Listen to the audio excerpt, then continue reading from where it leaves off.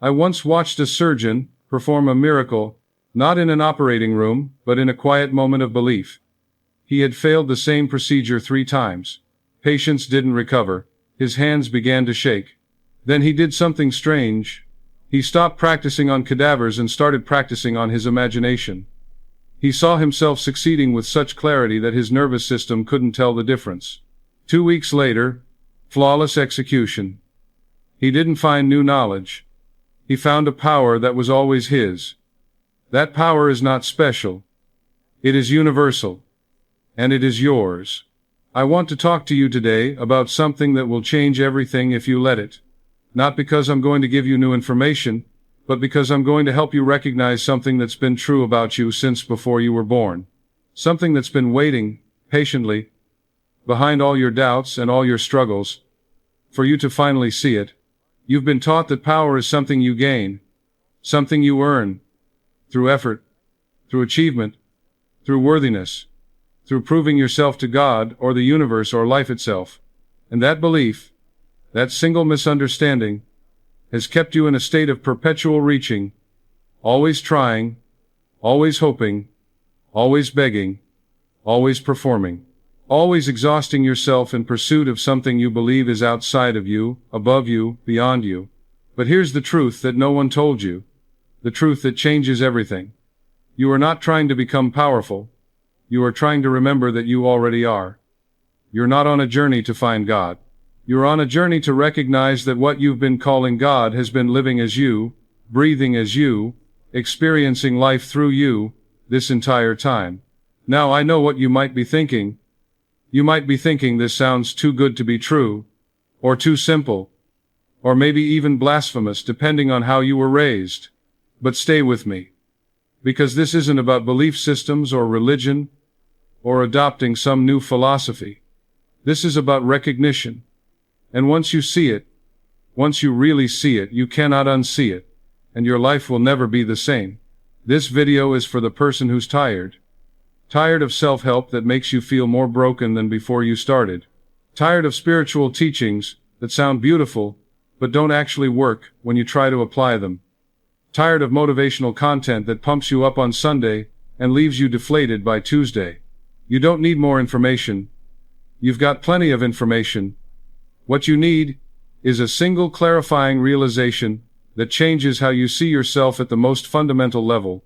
You feel like you're on the outside of life, don't you? Like you're knocking on a door that won't open. Watching others receive blessings, opportunities, love, success, while you wait your turn. You've been praying, affirming, visualizing, doing all the things you're supposed to do, and yet there's still this feeling of separation. This feeling that the power, the magic, the divine favor exists, but it exists for other people. Not for you. Not yet. Maybe not ever. And here's what I want you to understand.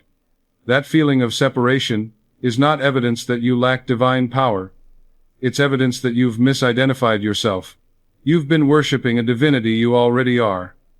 You've been praying to a power that's already flowing through you. You've been begging for access to something that was never withheld. Let me tell you what most teachings get wrong. Most teachings tell you to align with divine will, to surrender to God's plan, to make yourself worthy of blessings. And there's nothing inherently wrong with surrender, or humility, or devotion. But the framework is backwards. Because it positions you as separate from the source. It makes you the servant when you are actually the distributor. It makes you the receiver when you are actually the broadcaster. God, the universe, infinite intelligence, whatever word you prefer, it is not a being separate from you that you appeal to. It is the substance you are made of. It is what you are. Not what you're connected to. Not what you're aligned with. What you are. When I say you are divine, I don't mean you are like God. I mean you are an individualized expression of the one infinite consciousness that is the only thing that exists. Just as a wave is not separate from the ocean, you are not separate from divinity. You are what divinity looks like, in human form, localized, focused, experiencing itself from this particular vantage point, with your unique personality, your unique perspective, your unique desires, and the implications of this are staggering. It means when you think, God is thinking through you. When you desire something, the universe is announcing its intention to expand through you. Your thoughts are not powerless noise in your head. They are creative commands spoken in the language of the infinite. Your imagination is not escapism or fantasy. It is the workshop of creation itself. Now let me share with you a story that illustrates this perfectly. Imagine a man who lives in poverty on the streets of a great city. Day after day, he begs for coins. He sleeps in doorways. He wraps himself in old newspapers when it's cold. He has come to believe that he is forgotten, abandoned, unlucky, cursed even. This is his identity. This is who he believes himself to be. One day, a lawyer tracks him down. It's not easy to find him because he has no address, no phone, no permanence. But the lawyer is persistent, and when they finally meet, the lawyer delivers stunning news. This man's estranged father, a man of immense wealth, whom he hasn't seen since childhood, has passed away. And in his will, he left everything to this son. Everything: mansions, bank accounts, investments, businesses. Overnight, this man on the street is among the richest people in the nation. The lawyer hands him documents. Proof. Bank statements. Keys. Legal papers that make it all official. The inheritance is real. The money is sitting there. The properties are in his name. Everything has changed. But here's the tragedy. The man thanks the lawyer politely. He takes the documents, he folds them carefully and puts them in his coat pocket, and then he returns to his corner. He continues begging for coins. He continues sleeping in doorways. Not because the inheritance isn't real, not because he doesn't have legal access to it, but because his identity hasn't caught up to his reality. In his mind, in his feeling of himself, he is still a beggar. And so a beggar is what he continues to be, even with millions in the bank. You are that man. I say this not to insult you but to wake you up. Not metaphorically. Actually, the infinite creative power of the universe is your inheritance. It was never withheld from you. It was never conditional. It was never something you had to earn. You simply never claimed it because you didn't recognize who you are. You've been begging for what you already own. You've been praying for access to a power that is your very nature. And I can already hear the question forming in your mind. If this is true, if I already possess this power, then why isn't my life working? Why am I struggling? Why haven't my prayers been answered? Why do I feel so powerless? And this is where we have to go deeper, because the answer to that question is the key to everything. What if the only thing between you and everything you desire is not worthiness, not readiness, not divine timing, but simply recognition? What if you're like that radio sitting on a shelf, surrounded by static, asking, why can't I hear music? Why am I broken? But the radio isn't broken. It's just not tuned. Think about this. Right now, all around you, invisible to your eyes, are thousands of radio frequencies, jazz music, symphony orchestras, talk shows, news broadcasts, every kind of signal you could imagine. They don't need to be created. They already exist. They're broadcasting right now. But if your radio isn't tuned to the right frequency, you won't hear them. And you might conclude that the music doesn't exist, or that it exists for others, but not for you, or that you're not worthy of receiving it. Your mind is that radio. And your emotional state, your habitual feeling about yourself and about life, is the dial. Fear tunes you to frequencies where danger and chaos are broadcasting. Doubt tunes you to frequencies where lack and limitation are the dominant signals. Resentment tunes you to frequencies where injustice and betrayal keep showing up. But gratitude, faith, calm certainty, the feeling of already being blessed, already being loved, already being provided for, these tune you to frequencies where solutions, abundance, love, opportunity, and miracles are already broadcasting. You have spent your entire life asking life to change its signal. Please let money come to me. Please let love find me. Please let health return to me. And life has been whispering back so quietly you couldn't hear it. I'm not changing. All signals are already here. You need to tune in. This is not positive thinking. This is not pretending. This is understanding how consciousness operates. You are not receiving your life from somewhere outside yourself. You are broadcasting your life from within yourself. Every thought you think consistently, every feeling you sustain, every belief you hold about yourself, and what's possible for you, these are signals, and the circumstances of your life are echoes returning. Let me make this even clearer. You've been taught backwards. You think circumstances create your feelings. You think, when I get the money, then I'll feel abundant. When I meet the person, then I'll feel loved. When my health improves, then I'll feel grateful and at peace. But this is like saying, when the radio plays music, then I'll tune to the right frequency. You have the order reversed. In truth, your sustained feelings create your circumstances. What you focus on with emotional intensity becomes the blueprint your subconscious mind uses to reorganize reality. This is not magic. This is not wishful thinking. This is how the creative principle of life operates. Your subconscious mind is impersonal and obedient. It's like soil. It doesn't judge seeds. It doesn't ask if you deserve a harvest.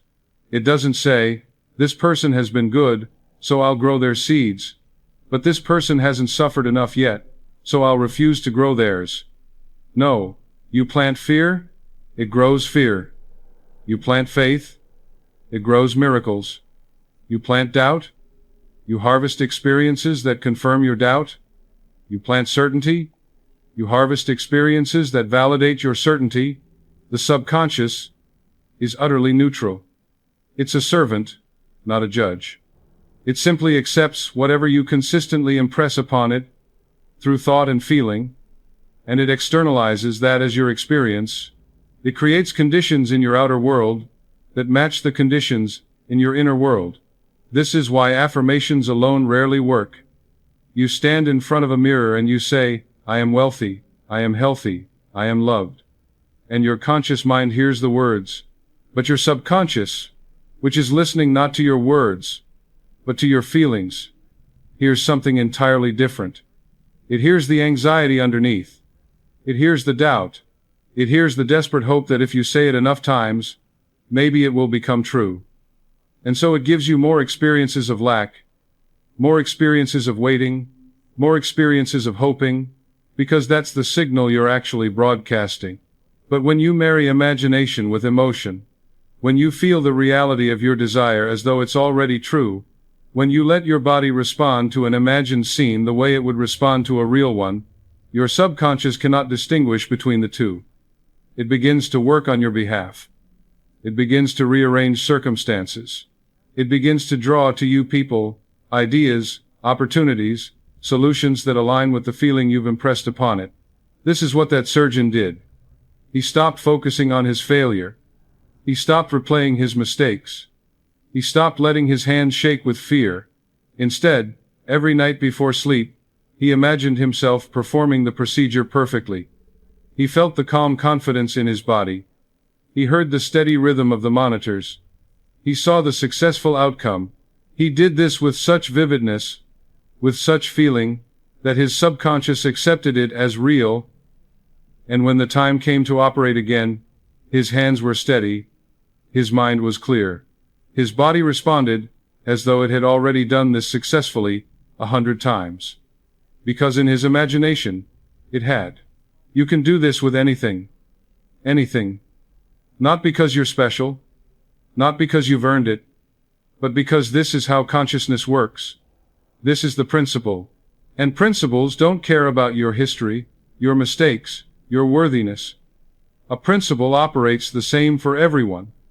Gravity doesn't care if you're a saint or a criminal. Drop something, it falls. Consciousness doesn't care if you've been struggling for years or thriving. Hold a feeling consistently, it manifests. Now here's where it gets strange, and here's where most people trip up. There's a paradox at the heart of this. The more desperately you need something, the more you repel it. Have you noticed this? The more you chase, the more it runs. The more you grasp, the more it slips through your fingers. Why? Because need implies lack. And lack is not just a thought, it's a feeling. It's an emotional state. And that emotional state is what you're broadcasting. The universe, or life, or God, whatever you want to call this responsive principle, doesn't respond to your words. It responds to your vibrational state. It responds to how you feel. So here's the secret that will set you free. Desire deeply, but surrender attachment. Feel the reality of your wish fulfilled, and then release it with trust. You don't clutch the seed after you plant it in the ground. You don't dig it up every day to check if it's growing. You plant it, you cover it with soil, you water it, and then you walk away and let nature do its work. You trust the process. This is what I mean by letting go. Not giving up on your desire. Not pretending you don't want it. But releasing the anxious need for it to happen right now, in this specific way, according to your limited understanding of how it should unfold. You hold the end result in your imagination. You feel it as real. And then you let the how and the when take care of themselves. Because, here's what you have to understand. Your conscious mind is brilliant, but it's limited. It can only see a few moves ahead. It can only imagine solutions based on what it already knows. But your subconscious mind is connected to infinite intelligence. It sees all possibilities. It knows paths you cannot conceive. It can orchestrate circumstances in ways that will astonish you. So your job is not to figure out how. Your job is to define the what, and the feeling of already having it, and then get out of the way. Let the deeper intelligence that's been running your heartbeat and growing your hair and digesting your food without any conscious effort from you, let that intelligence handle the details. I've seen this work in the most remarkable ways. I knew a woman who wanted desperately to reconcile with her daughter. They hadn't spoken in years. There had been harsh words, deep wounds, a seemingly unbridgeable divide. She tried everything. Letters, phone calls, messages through family members. Nothing worked. The more she tried, the more her daughter pulled away. Then she learned this principle.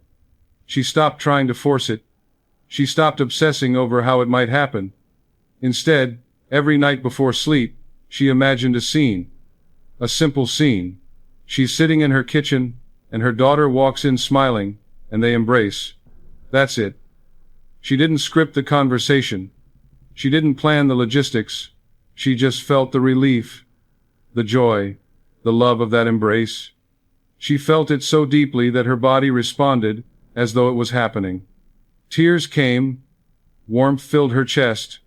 She fell asleep in that feeling. 3 weeks later, there was a family funeral. A distant relative, someone neither of them had seen in years. And of course, they both attended. And in that setting, neutral ground, no pressure, no agenda, they ended up sitting next to each other.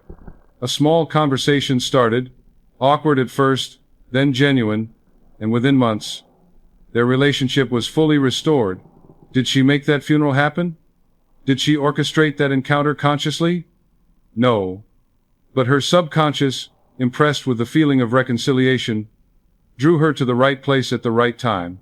It created the bridge she couldn't build with effort. This is what I mean when I say your imagination is not fantasy. It's causative. It's the workshop where your future is being constructed right now, in this moment, based on what you're dwelling on, what you're feeling, what you're accepting as true about yourself. And this brings me back to the central point, the point I need you to really hear. You are not lacking power. You've never lacked it. You've been using it all along, unconsciously. You've been creating your life with every thought, with every dominant feeling, with every belief you hold. The only question is, have you been creating consciously or unconsciously?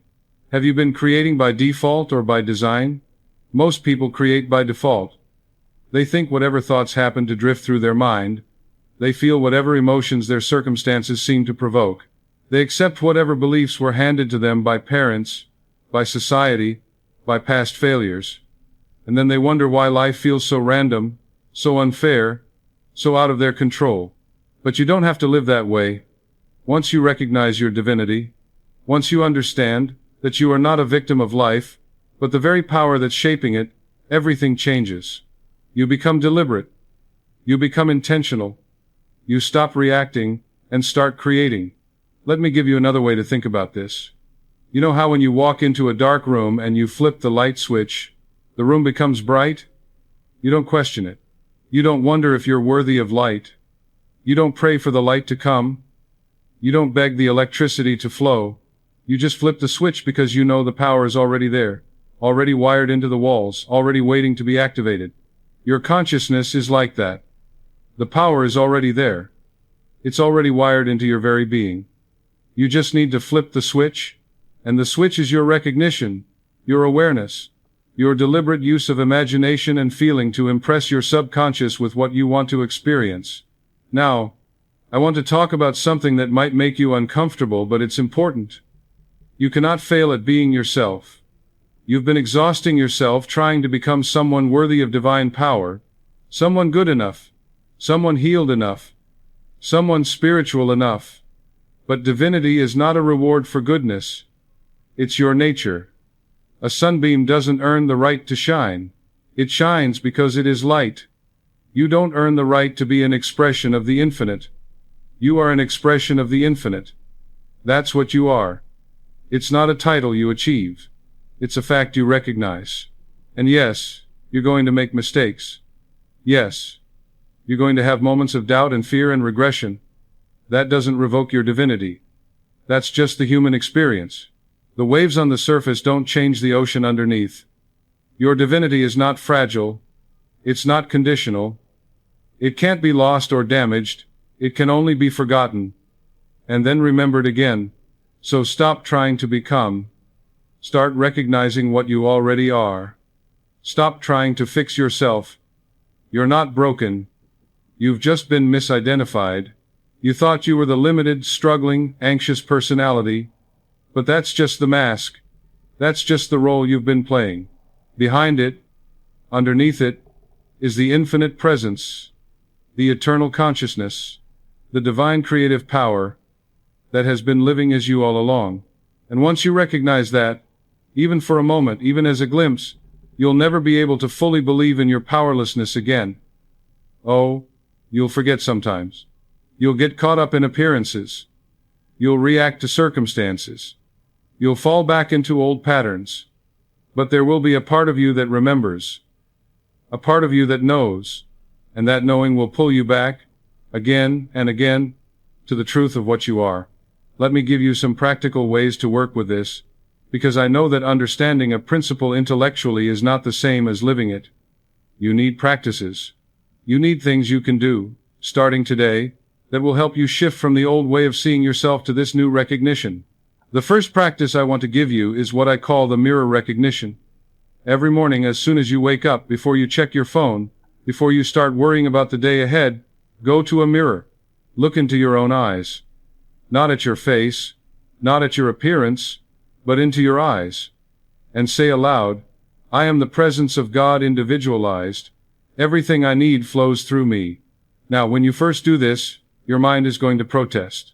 It's going to say, this is silly. This isn't true. Look at your life. Look at your problems. How can you say you're divine when you're struggling to pay rent? Let it protest. Don't fight with it. Just keep looking into your eyes and keep speaking the truth. Feel the truth of it, even if it's just a tiny flicker of feeling. Do this for 30 seconds. Just 30 seconds. You're not trying to convince yourself of a lie. You're trying to remember a truth that your conditioning has buried. And the more you do this, the more that truth will start to feel natural, familiar, like coming home to yourself. The second practice is the wish-fulfilled meditation. Every night before you go to sleep. This is crucial. Before you go to sleep, your subconscious is most receptive in that drowsy state right between waking and sleeping. In that state, your conscious mind, with all its doubts and logic, is starting to go offline. Your subconscious is open, suggestible, ready to accept impressions. So in that state, don't review your day. Don't worry about tomorrow. Don't scroll through your phone. Instead, imagine a scene that implies your desire is already fulfilled. If you want financial freedom, don't imagine yourself winning the lottery or getting a check. That's too specific, and it still implies waiting for something external. Instead, imagine a scene that would only happen if you already had financial freedom. Maybe you're sitting at your favorite restaurant, relaxed, ordering whatever you want without looking at the prices.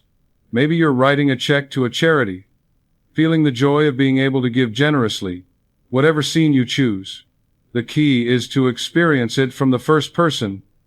Don't watch yourself in the scene like you're watching a movie. Be in it. See what you would see through your own eyes. Hear what you would hear. Feel what you would touch. And most importantly, generate the emotion. How would you feel if this was really happening right now? Let your body respond. Let the feeling wash over you, and then drift off to sleep in that feeling. Do this every night. Let your subconscious work on it while you sleep. Impress it again and again with the same scene, the same feeling, and watch what starts to happen in your waking life. Opportunities you didn't see before, ideas you hadn't considered, people who show up at just the right time. Your outer world beginning to reorganize itself to match the inner pattern you've been impressing. The third practice is the frequency check. This one you do throughout the day. Set a reminder on your phone if you need to. Multiple times a day, just pause whatever you're doing and ask yourself, what frequency am I broadcasting right now? Name the emotion, honestly. Am I in fear? Am I in resentment? Am I in doubt? Am I in gratitude? Am I in peace? Don't judge whatever you find.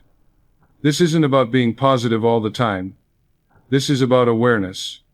Because you can't change what you're not aware of. So just notice. Oh, I've been broadcasting worry for the last 2 hours. Now that you notice it, you have a choice. You can continue broadcasting worry, or you can consciously choose one thought that feels like relief. Just slightly better. You don't have to jump from fear to joy. That's too big a leap. Just reach for something that feels a little bit better. Maybe you're worried about money. You can't jump straight to, I'm wealthy and abundant, if you don't believe it. But maybe you can reach for, I've always figured it out before. Or something always comes through. Or, I'm open to solutions I haven't seen yet. That's a frequency shift.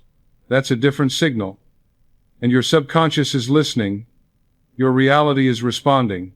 The fourth practice is gratitude reversal. When you notice yourself wanting something, when you feel that sense of lack, that, I don't have this yet feeling, immediately flip it. Give thanks as though it's already here. Not as a technique to manipulate the universe, but as a way of tuning yourself to the frequency where that reality already exists. Because, here's something that will blow your mind. Everything you want already exists. Not in the future. Not as a possibility. But right now, in a frequency, in a dimension of consciousness that you're not currently tuned to. When you give thanks for it, when you feel the gratitude of already having it, you're tuning yourself to that frequency. You're closing the gap between where you are and where it is. So instead of praying, please God, send me financial freedom, say, thank you for the financial freedom I now enjoy. Instead of, please bring me a loving relationship, say, thank you for the loving relationship I'm experiencing. Feel it. Let your body respond as though it's true. This isn't pretending. This isn't lying to yourself. This is tuning. This is shifting frequency. This is how you move from one reality to another. Now I know some of you are thinking, but Joseph, what if I do all of this and nothing changes? What if I tune and I imagine, and I give thanks, and my circumstances stay exactly the same? Does that mean it doesn't work? Does that mean I'm doing it wrong? And here's what I want you to understand. First of all, there's always a time lag between the inner change and the outer manifestation. You don't plant a seed and see a tree the next morning. There's a gestation period. There's a process happening beneath the surface that you can't see yet. Your job is not to dig up the seed to check on it. Your job is to water it with faith and let it grow. But second, and this is more important, sometimes the change is happening in you before it shows up around you, and that change in you is actually the real miracle, because once you change, once you genuinely shift your frequency, the outer world has no choice but to catch up. It might not happen instantly. It might not happen the way you expect. But it will happen. I've seen people transform their entire lives. Not because their circumstances suddenly changed overnight, but because they changed how they were seeing and responding to their circumstances. and that inner change created a momentum that eventually reshaped everything.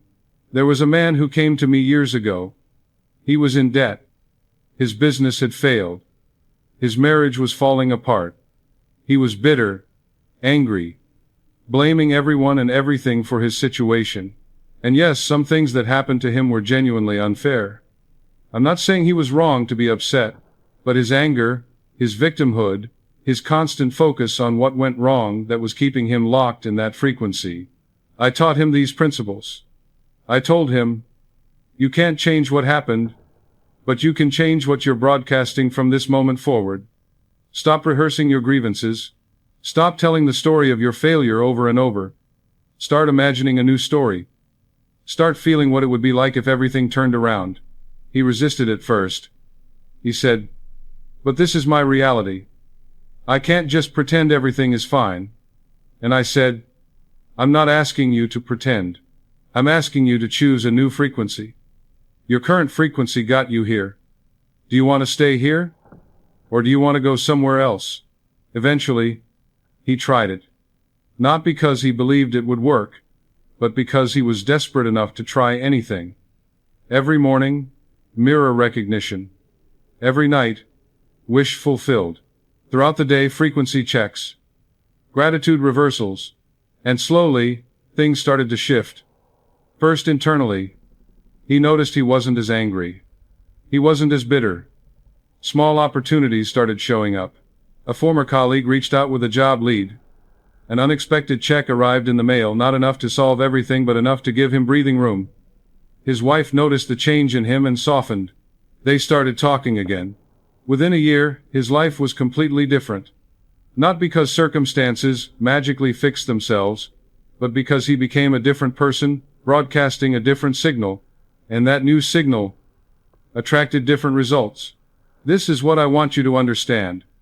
You are not at the mercy of circumstances. Circumstances are at the mercy of your consciousness. When you change consciousness, circumstances must change. It's law. It's principle. It's how reality works. But you have to be patient with yourself. You have to give it time. You have to keep doing the practices, even when you don't see results yet. Because the results are building. The momentum is growing. The frequency is shifting. And one day you'll look around and realize everything is different. And you won't even be able to pinpoint exactly when it changed. It will feel like it happened gradually, naturally, inevitably. Now let me address something that might be bothering you. You might be thinking, Joseph, if I'm divine, if I have all this power, then why do bad things still happen? Why is there suffering? Why did I lose someone I loved? Why did I get sick? Why did that terrible thing happen to me? And this is the hardest question. This is where the rubber meets the road. And I'm not going to give you a neat, tidy answer that makes it all make sense, because I don't have one. What I can tell you is this. Living in a human body, in a physical world, means living with limitation. It means living with uncertainty. It means living with pain and loss and death. Your divinity doesn't exempt you from the human experience.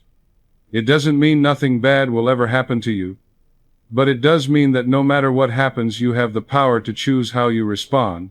You have the power to find meaning, to grow, to transform even the worst circumstances into something that serves your evolution. I'm not asking you to be grateful for suffering.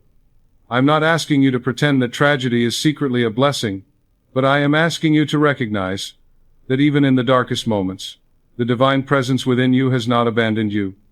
It's still there, it's still you, and it has the capacity to carry you through, to help you heal, to help you rebuild.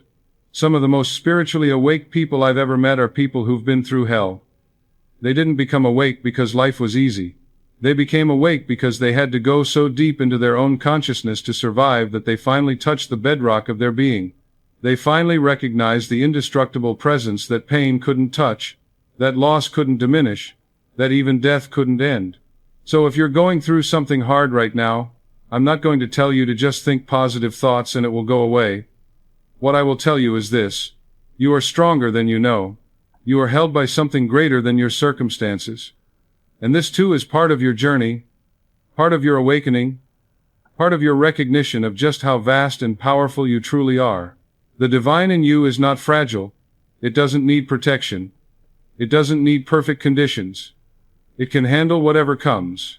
And when you finally recognize that, when you finally stop seeing yourself as a fragile human trying to survive and start seeing yourself as an eternal consciousness, having a temporary human experience, everything changes. The fear lessens. The desperation eases. And you start to move through life with a kind of grounded peace that nothing external can shake. Let me tell you about one more person. And then I want to start bringing this all together. There was a woman, a mother, whose son was diagnosed with a terminal illness. The doctors gave him 6 months. And she went through all the stages you'd expect: denial, anger, bargaining with God, despair. But then something shifted in her. She stopped begging God to change the outcome. She stopped trying to force healing through sheer willpower. Instead, she started sitting with her son and imagining him whole, not in the future, not as a desperate hope, but as a present reality in another dimension of consciousness. She felt him healthy. She felt him thriving. She felt his laughter. And she gave thanks for it. And here's what happened. He didn't get cured. He died, just as the doctors predicted. And it was devastating. It was the hardest thing she'd ever been through. But in those final months, something miraculous happened between them. A depth of love and connection that transcended the illness. Moments of profound peace. Conversations they'd never had before. And when he passed, she felt grief. Yes, but also a strange sense of completion. A knowing that somehow, in some dimension beyond this one, he was exactly as she'd imagined him. Whole, free, joyful. Did her imagining change the physical outcome? No. But it changed her experience. It changed their experience together. It transformed what could have been 6 months of pure terror and suffering into 6 months of love and grace and deep presence. This is what I mean when I say, your power is not about controlling circumstances. It's about creating your experience of circumstances. It's about choosing the frequency you'll inhabit, no matter what's happening around you. And sometimes, the greatest demonstration of your divinity is not getting what you want. It's maintaining your peace, your love, your faith, even when you don't get what you want. That's power.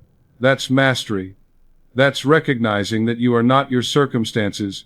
You are the consciousness experiencing circumstances. And that consciousness is indestructible. So where does this leave us? What do I want you to take from this?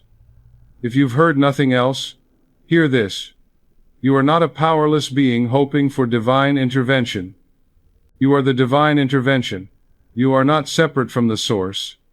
You are the source, expressing as you. And once you recognize that, once you really let that land, you cannot go back to the old way of seeing yourself. You'll still have challenges. You'll still have moments of doubt. But underneath all of that will be a knowing, a quiet certainty that says, I am more than this situation. I am the creative power that can reshape this situation. And even if I can't change the circumstances, I can change how I meet them. Stop seeking God and start recognizing yourself as the avenue through which God flows. Your thoughts are divine activity. Your imagination is creative power. Your feelings are the sculptors of reality. You don't need permission to use this power. You don't need to be more worthy, or more healed, or more spiritual. You just need to recognize what you already are, and start living from that recognition. This doesn't mean life will be free of challenge. It means you'll stop being a victim of circumstance and become the conscious designer of experience. You'll stop waiting for life to give you what you want and start impressing your subconscious with the feeling of already having it. You'll stop looking outside yourself for validation, for approval, for power, and start recognizing that everything you need is already within you, waiting to be activated, waiting to be claimed. I want to leave you with a mantra, something you can say to yourself every single day until it becomes more real to you than your doubts. Are you ready? Here it is. I am not waiting for a miracle. I am the miracle, awakening to itself. Say it right now, out loud if you can. I am not waiting for a miracle. I am the miracle, awakening to itself. Feel the truth of that. Let it resonate in your chest. Let it quiet the voice that says you're not enough, you're not ready, you're not worthy. That voice is a liar. It's the voice of old programming, old conditioning, old misidentification. The truth is that you have always been enough. You have always been divine. You just forgot. And today, right now, you're starting to remember. So what do you do from here? You take the practices I've given you and you start using them. You don't wait until you believe they'll work. You start before you believe. You start with willingness. You start with the smallest opening that says, maybe. Maybe there's something to this. Maybe I'm more than I've been told. Maybe I'm more than I've believed. And you do the mirror recognition every morning. You do the wish-fulfilled meditation every night. You do the frequency checks throughout the day. You practice gratitude reversal. You stop rehearsing your problems and start rehearsing your solutions. You stop identifying with your circumstances and start identifying with your consciousness. And little by little, moment by moment, day by day, you'll notice shifts. Maybe subtle at first. A little more peace. A little more clarity. A coincidence that feels meaningful. A person who shows up at just the right time. An idea that pops into your head and actually leads somewhere. You'll start to see evidence that something is responding to you, that the universe, or life, or God, is not indifferent. It's listening. It's responding. Because it's not separate from you. It's you, in motion, creating through you. And the more you practice, the more you'll trust. The more you trust, the more you'll see results. And the more you see results, the deeper your recognition will become. Until one day, you won't need these practices anymore. You won't need reminders. You'll just live from this place. You'll just be this truth. And your life will reflect it in ways that will astonish you. If this resonated with you, if something inside you stirred while you were listening, I want you to know that that stirring is not me convincing you of something. It's you recognizing something. It's the truth in you responding to the truth in these words. It's your divinity saying yes. Yes, I remember, I know. This is who I am. And if you want to honor that recognition, if you want to anchor this moment, drop a comment below with just one word. Just one word that captures what you felt listening to this. Was it relief? Was it hope? Was it recognition? Was it confusion? Whatever it is, share it. Because your word matters. Your voice matters. And I read every single comment. I see you.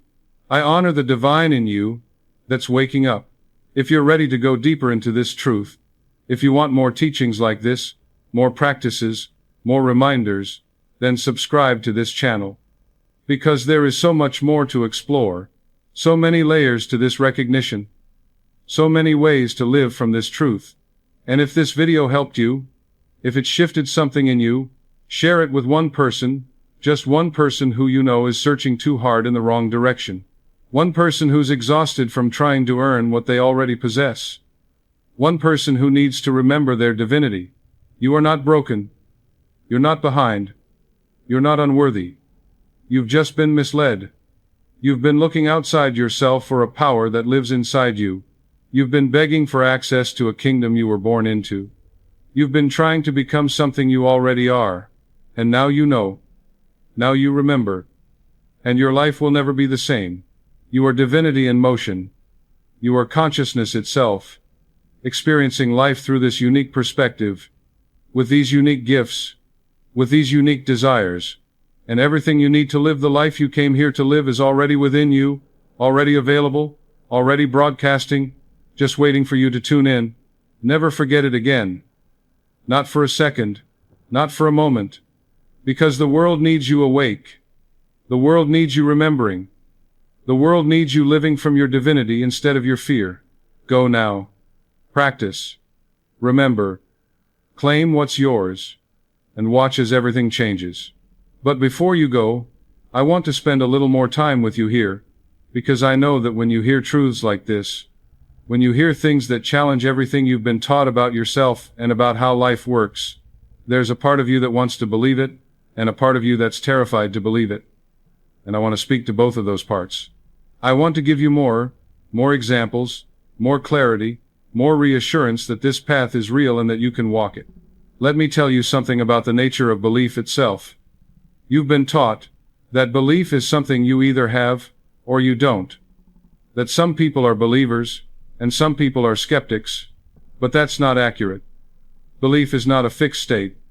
Belief is a muscle, and like any muscle, it gets stronger the more you use it. Right now, you might not fully believe that you're divine.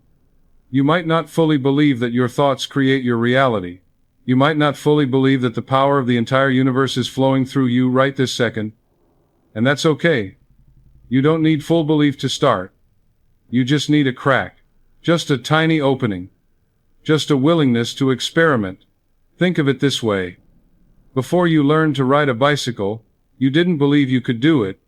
You watched other people riding, and it looked impossible. 2 wheels, balancing, momentum, steering, all at the same time. Your mind couldn't conceive of how you'd ever coordinate all of that. But then someone put you on a bike. Maybe they held the back of the seat.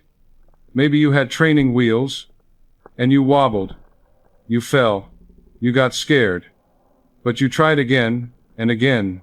And one day, without even realizing exactly when it happened, you were riding, and once you learned, you could never unlearn it. The belief became knowing. The knowing became natural, and now you don't think about it. You just ride. This is the same. You don't need to believe you're divine with absolute certainty right now. You just need to get on the bike. You just need to try the practices.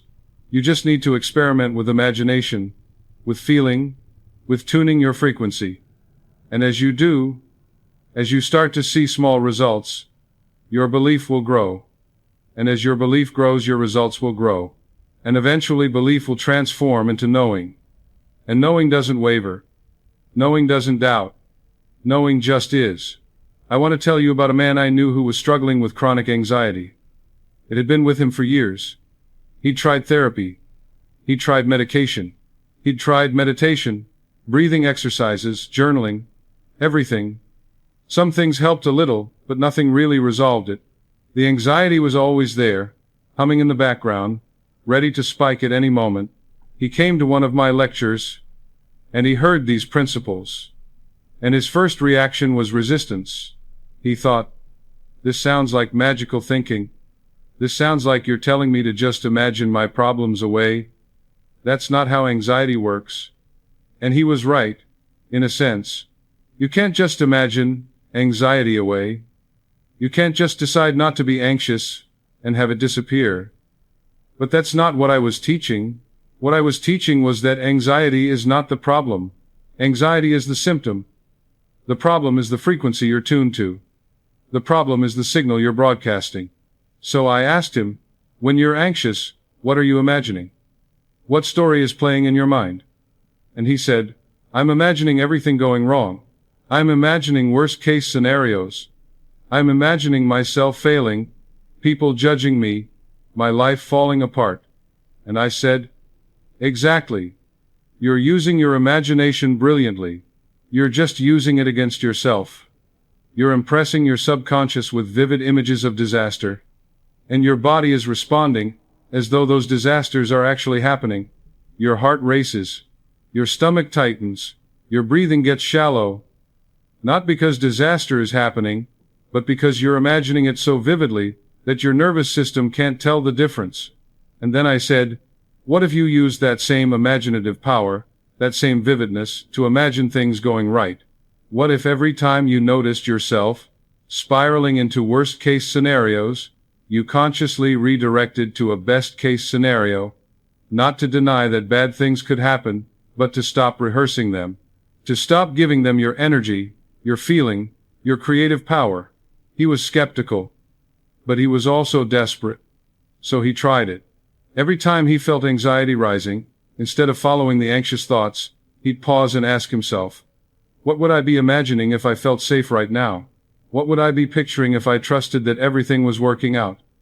And he'd deliberately create that image. He'd see himself succeeding. He'd see people responding positively. He'd see his life unfolding smoothly. At first it felt fake. It felt like lying to himself. But he kept doing it anyway. And something remarkable happened. The anxiety didn't disappear overnight, but it lost its grip. It became less frequent, less intense. And when it did show up, he had a tool. He had a way to redirect. Within a few months, he was experiencing longer and longer stretches of genuine peace. Not because his circumstances had changed dramatically, but because he'd changed the signal he was broadcasting. He'd stopped feeding the frequency of danger and started tuning to the frequency of safety, and his nervous system responded. This is what I mean when I say this work is practical. It's not abstract philosophy. It's not wishful thinking. It's a method. It's a technology of consciousness. And it works for anxiety, for depression, for relationship problems, for money problems, for health problems. Because all of these things, at their root, are consciousness problems. They're problems of misidentification, misperception, and habitual broadcasting of frequencies you don't actually want to experience. Now let me go deeper into something I touched on earlier, but I want to expand because it's crucial. The relationship between your conscious mind and your subconscious mind. Most people don't understand this relationship. They think the conscious mind is in charge. They think, I decide what I believe, I decide what I think, I'm in control. But that's only partially true. Your conscious mind is like the captain of a ship. It can set the direction. It can make decisions. But the subconscious mind is the crew, the engine, the entire vessel that actually does the work. And here's the thing. The subconscious mind is vastly more powerful than the conscious mind. Some estimates say it's 1,000,000 times more powerful. It processes millions of bits of information per second. It runs your entire body without you having to think about it. It stores every memory, every experience, every belief you've ever formed. And it's completely programmable. But here's the catch. It doesn't speak the language of logic. It doesn't respond to reasoning or arguments. It responds to images and emotions. It responds to repetition. It responds to the feeling tone of your thoughts, not the content. This is why you can consciously want something very much and still not have it. Because wanting it consciously doesn't matter if your subconscious is programmed with a different belief. If your subconscious believes you're unworthy, or that money is scarce, or that love is dangerous, or that success requires suffering, then no amount of conscious desire is going to override that programming. But when you learn to speak the language of the subconscious, when you learn to impress it with images and feelings that align with what you want, then the subconscious becomes your greatest ally. It starts working on your behalf 24 hours a day. It starts noticing opportunities you would have missed. It starts drawing people and circumstances to you that match your new programming. It starts creating what you've impressed upon it. This is why the wish-fulfilled meditation is so powerful. Because you're doing it in that drowsy state before sleep, when the conscious mind is loosening its grip and the subconscious is most receptive. And you're not just thinking about what you want. You're experiencing it. You're seeing it from the first-person perspective. You're generating the emotions. You're making it real to your subconscious. And your subconscious accepts it as real. And once it accepts something as real, it must externalize it. That's its nature. That's its function. Let me give you another example. There was a woman who wanted to move to a new city. She'd wanted this for years. She had logical reasons. Better job opportunities, better climate, closer to family. But every time she tried to make it happen, something would block it. The timing was wrong. The money wasn't there. She'd get cold feet. It was like an invisible wall kept stopping her. We explored her subconscious beliefs. And what we found was that deep down she believed that leaving her current city meant abandoning her father. Her father had passed away 10 years earlier, and he was buried in the cemetery in that city. And unconsciously, she felt that moving away would be a betrayal. That she'd be leaving him behind. This wasn't a conscious thought. Consciously, she knew her father would want her to be happy, would want her to pursue her dreams. But the subconscious doesn't operate on logic. It operates on emotion. And the emotion was guilt. Once we brought this to awareness, she could address it. She had a conversation with her father, in her imagination. She told him her plans. She asked for his blessing. She felt his love and support. She understood that his memory lived in her heart, not in a physical location. And she released the guilt. She gave herself permission to move. And within 2 months, everything fell into place.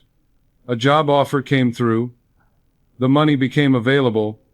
The logistics that had seemed impossible suddenly became simple, because once her subconscious was aligned with her conscious desire, there was no more internal resistance.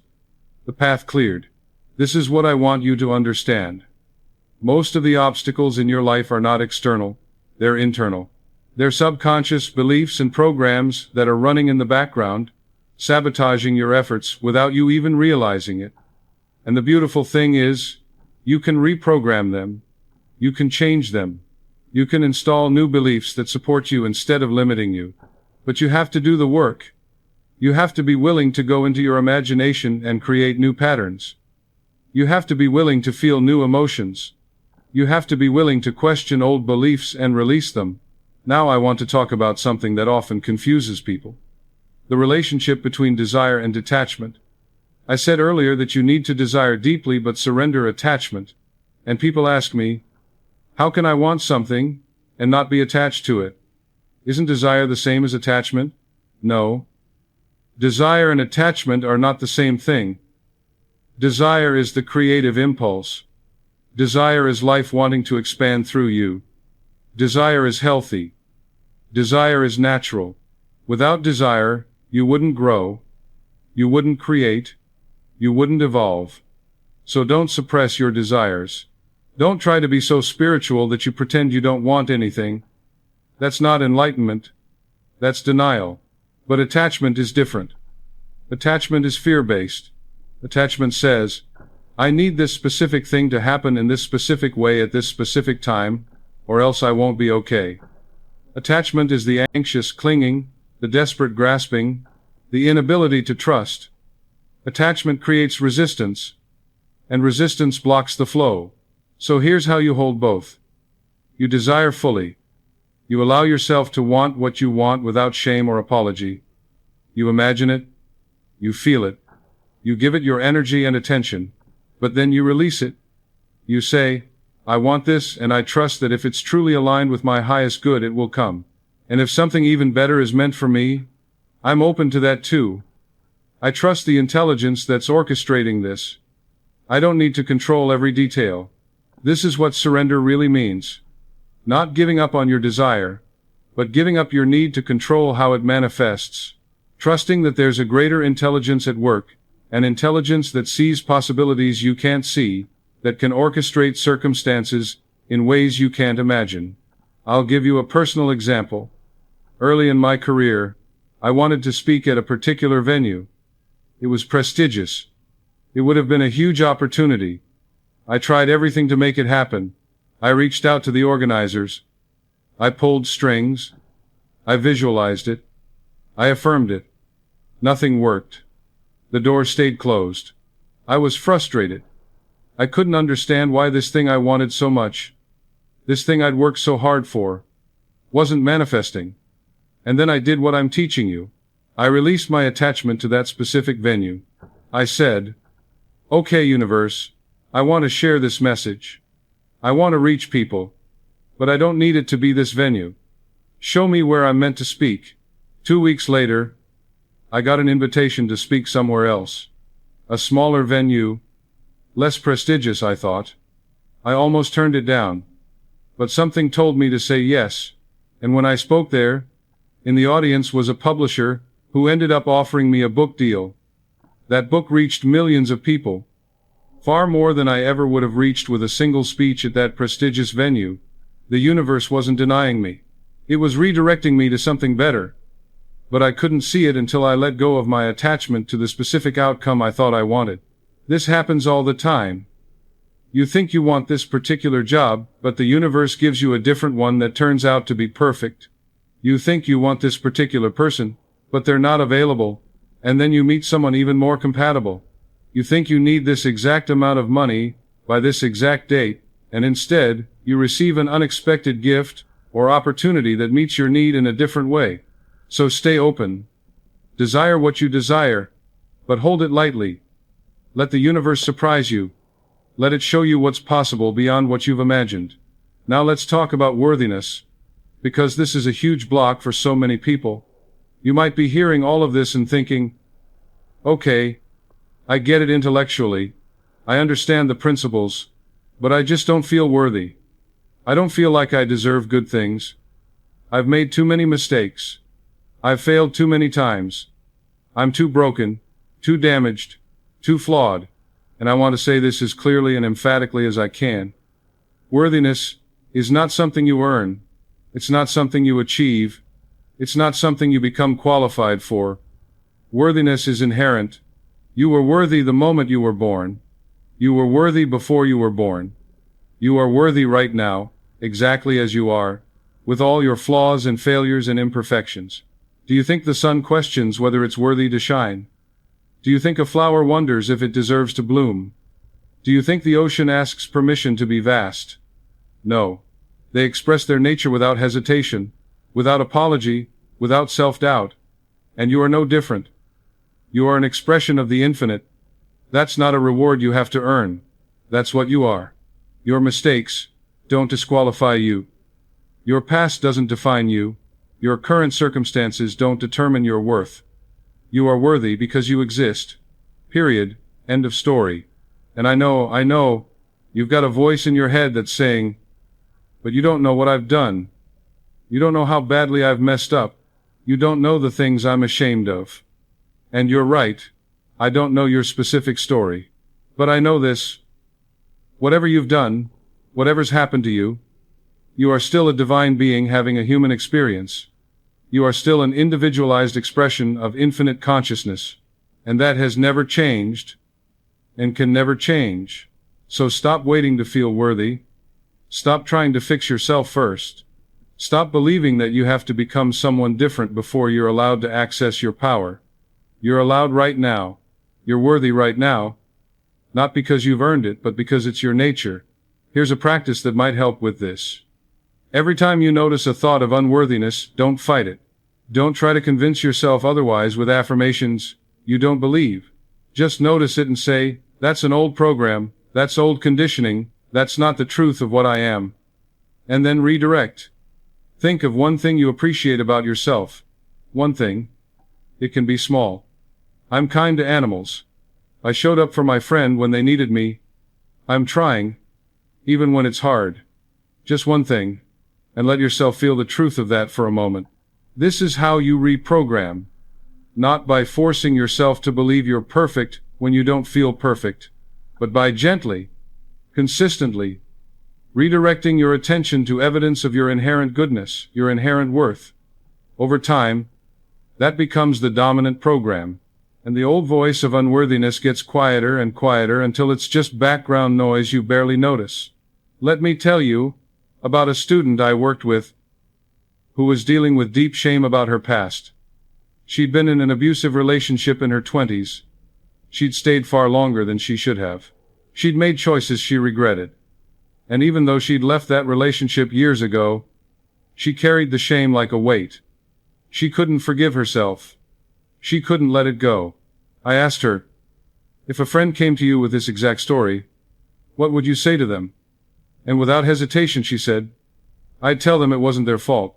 I'd tell them they did the best they could with the awareness they had at the time. I'd tell them to stop punishing themselves. So why can't you say that to yourself? I asked. And she started crying. Because she could extend compassion to everyone except herself. She held herself to an impossible standard. She believed she should have known better, should have been stronger, should have left sooner. We worked on this. We worked on her seeing herself with the same compassion she'd give to a friend. We worked on her understanding that she wasn't weak, or stupid, or broken. She was someone who'd been hurt, who'd been manipulated, who'd been in an impossible situation, and she'd survived. And that survival was evidence of her strength, not her weakness. Slowly, the shame began to lift. She began to forgive herself. She began to see that her past didn't define her present. And as she released the shame, as she stopped identifying with that old story, her whole life changed. She started attracting healthier relationships. She started feeling more confident. She started allowing herself to receive good things without feeling like she didn't deserve them. This is what forgiveness does. Not condoning what happened, not pretending it was okay, but releasing the grip it has on you, releasing the identity you've built around it, letting yourself be free. And if you're carrying shame or guilt or regret about something in your past, I want you to hear this. You are not that past version of yourself. You are not the mistakes you made. You are consciousness, always evolving, always growing, always capable of choosing differently. And the moment you choose to forgive yourself, to release the old story, to see yourself as worthy despite what happened, everything shifts. Now let me address something else that comes up a lot. People ask me, Joseph, if I'm creating my reality with my thoughts and feelings, does that mean when bad things happen, it's my fault? Did I create that? Did I attract that? And this is a tricky question because I don't want to add blame on top of pain. I don't want you to go through something difficult and then beat yourself up thinking you caused it. So let me be nuanced here. Yes, your consciousness creates your experience. Yes, your dominant thoughts and feelings shape your reality. But that doesn't mean you consciously chose every single thing that happens to you. It doesn't mean you wanted the painful things. It doesn't mean you're to blame. Sometimes things happen that are beyond your individual consciousness. You're part of a collective. You're part of systems and structures and circumstances that involve other people's choices, other people's consciousness. Sometimes you're affected by things you didn't personally create. And sometimes things happen that are actually serving your evolution in ways you can't see yet. Sometimes the worst things that happen to us become the catalyst for the most profound growth.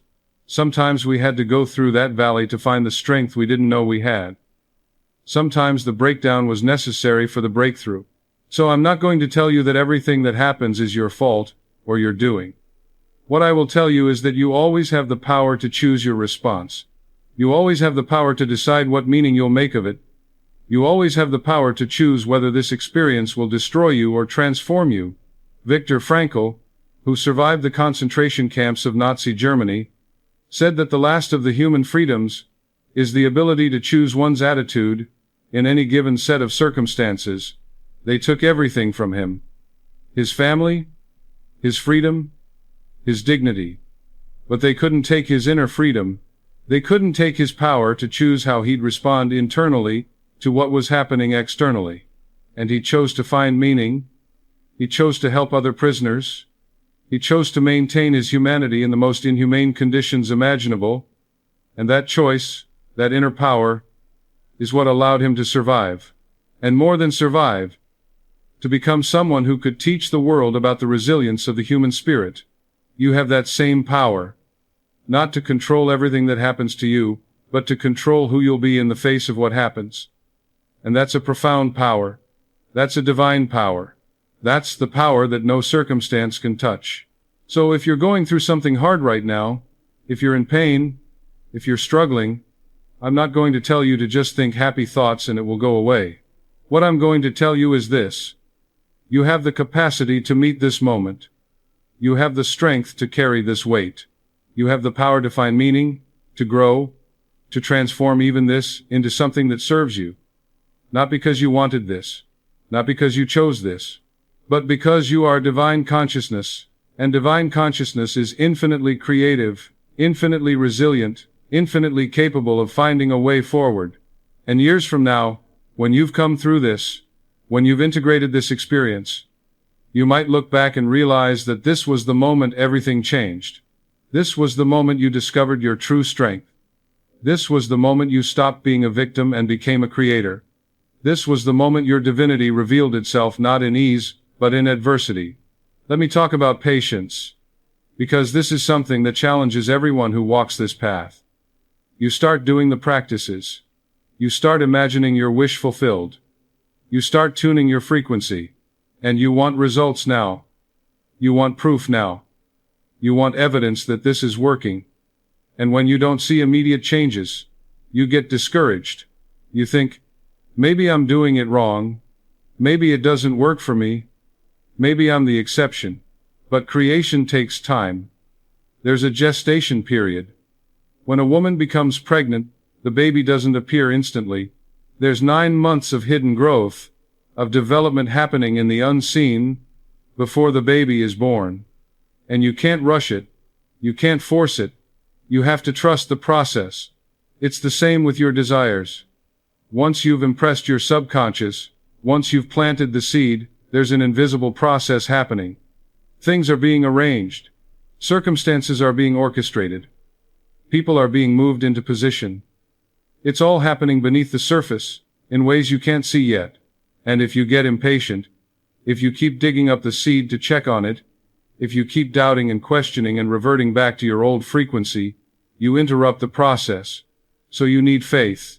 Not blind faith, not naive faith, but faith in the principle, faith in the law, faith that what you've set in motion is in motion, and your job is to maintain the frequency, to keep feeling the reality of your wish fulfilled, to keep trusting even when you don't see evidence yet. I know a man who wanted to write a book. He'd wanted this for a decade. He had the ideas. He had the passion. But he couldn't seem to make it happen. He'd start and stop. He'd doubt himself. He'd compare himself to other writers and feel inadequate. Years went by, and the book remained unwritten. Then he learned these principles, and he started doing the wish-fulfilled meditation. Every night, he imagined holding his finished book. He saw the cover. He felt the weight of it. He imagined people reading it and being moved by it. He felt the satisfaction of having completed it. He did this for months, and nothing seemed to be happening. He was still staring at a blank page every day, but he kept doing it. He kept holding the feeling, and slowly, something shifted. He started writing more consistently, not because he forced himself, but because the desire to write became stronger than the fear of not being good enough. Ideas started flowing more easily. The words started coming, and within a year, the book was done, and within 2 years it was published, and within 3 years, it had reached thousands of people. Looking back, he couldn't pinpoint exactly when it clicked, but he knew that those months of faithful imagination, those months of holding the end result in his consciousness, had created the internal shift that made the external manifestation possible. This is what patience looks like. Not passive waiting, but active faith. Continuing to do the inner work even when the outer results aren't visible yet, trusting that the seed you planted is growing, even underground, even in the dark. So if you're in that place right now, if you've been practicing and you're not seeing results yet, don't give up. Don't conclude it's not working. Keep going. Keep feeling. Keep trusting. The harvest is coming. The gestation period will complete. And when it does, you'll look back and understand why the timing was exactly right. Let me close this extended time with you by talking about legacy. Because ultimately, this work isn't just about you getting what you want. It's about you becoming who you truly are. It's about you living from your divinity instead of your conditioning. And when you do that, you change not just your own life but the lives of everyone around you. When you recognize your divinity, when you start living from that place of power and peace and purpose, people notice. They feel it. They're drawn to it. And without even trying, without preaching or teaching or explaining, you become a living demonstration of what's possible. You become proof that consciousness can be transformed. You become evidence that there's another way to live. And that's a gift to the world. That's a legacy. That's how consciousness evolves. One person at a time, waking up, remembering, embodying the truth. So this isn't selfish work. This isn't just about manifesting a better car or a bigger house or more money. Those things are fine. Those things can be part of it. But the real transformation is internal. The real gift is becoming the person you were always meant to be. The person who knows they're divine. The person who lives without fear because they trust the infinite intelligence flowing through them. The person who radiates peace and power and presence because they've remembered what they are. And when you become that person, you inspire others to remember too. Your children see it. Your friends feel it. Your colleagues notice it. And slowly, subtly, the collective consciousness shifts. Because we're all connected. We're all one consciousness, experiencing itself from different perspectives. And when one of us wakes up, it makes it easier for others to wake up too. So I want you to see this work not just as personal development, but as spiritual service. Every time you choose faith over fear, you're serving. Every time you tune to a higher frequency, you're serving. Every time you recognize your divinity, instead of your limitation, you're serving. You're raising the vibration of the whole. You're contributing to the evolution of consciousness itself. And that's sacred work. That's meaningful work. That's the work you came here to do. Not to be perfect, not to never struggle, but to remember, to wake up, to recognize, and to live from that recognition as fully and authentically as you can.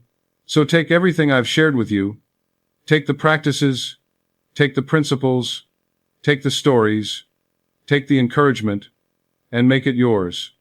Apply it, test it, see what happens, and then share what you learn with others who are ready to hear it. You are divinity in motion. Never forget that. Not for a second. Not in your darkest moment. Not in your greatest triumph. You are the infinite, expressing as you. And that's the most extraordinary, most empowering, most transformative truth you'll ever encounter. Live from it. Breathe it. Be it. And watch as your entire world transforms to match the truth of what you are.